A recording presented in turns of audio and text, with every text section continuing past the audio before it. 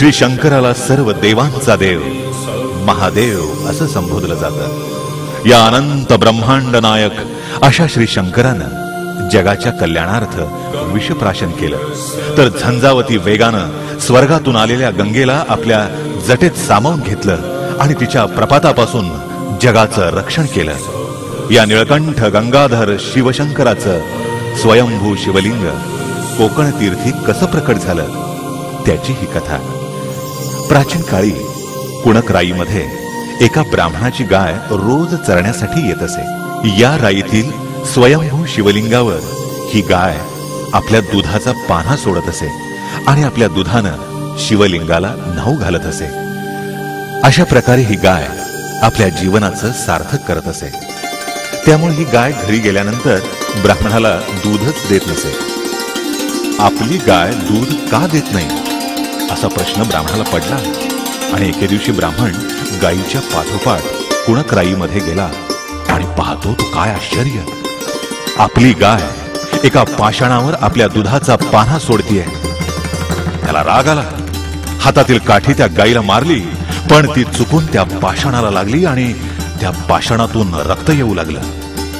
हे बघून ब्राह्मण आश्चर्यचकित झाला, पण क्षणातच त्याला दिव्यत्वाचा साक्षात्कार झाला।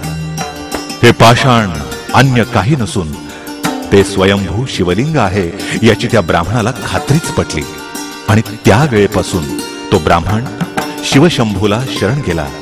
तेव्हापासून नित्य नियमानं शिवलिंगाला धूप दीप लावून पूजा अर्चा करू लागला। असं हे स्वयंभू शिवलिंग कुणकराईमध्ये असल्यानं या शिवलिंगाला कुणकेश्वर या नावानं संबोधलं जाऊ लागलं। कुणकेश्वर मंदिर हे अतिशय भव्य असून द्रविडियन कलेचा उत्कृष्ट नमुनाच आहे। समुद्राच्या प्रचंड वेगानं आदळणाऱ्या लाटांनी मंदिराची हानी होऊ नये म्हणून बांधकामामध्ये मोठमोठ्या शिळांचा वापर केलेला आहे। मंदिरावर ठिकठिकाणी केलेलं कोरीव नक्षीकाम आणि निरनिराळ्या आकृत्या मंदिराच्या सौंदर्यात भर घालून प्राचीनतेची साक्ष देतात। हे मंदिर इसवी सन 1100 पूर्वी बांधलं असून अरबी समुद्र किनारी मोठ्या दिमाखात उभा आहे। मंदिराचा परिसर प्रशस्त असून श्री कुणकेश्वराबरोबरच 5 देवतांचं दर्शन घेण्याचा लाभ आपल्याला इथे मिळतो। हे जोगेश्वरीचं मंदिर।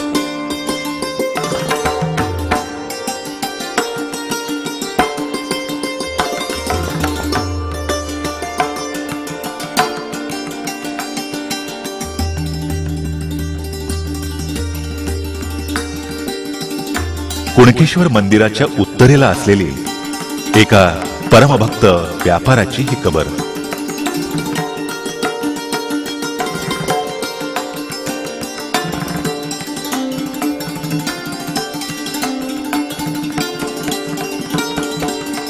हे श्री भैरव मंदिर।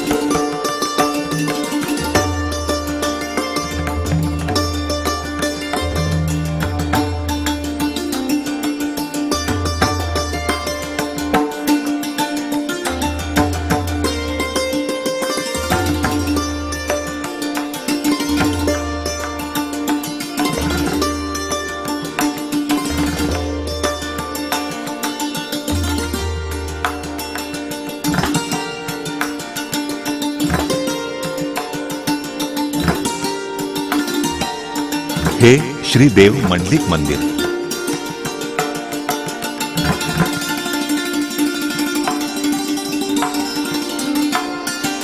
हे श्री नारायण मंदिर।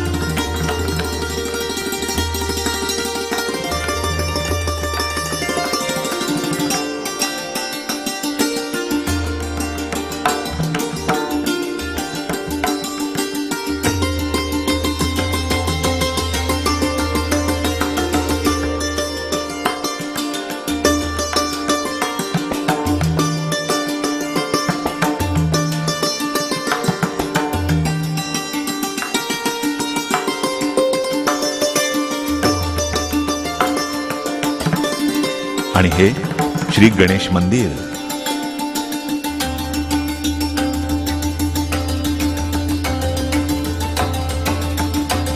या व्यापारी भक्ताची नाव संकटात सापडले असता व्यापारी भक्तानं आपले नाव आणि आपले प्राण वाचवण्यासाठी देवाचा धावा केला. आणि काय आश्चर्य, श्री कुणकेश्वराच्या कृपेनं भक्ताची नाव सुखरूप किनारी लागली.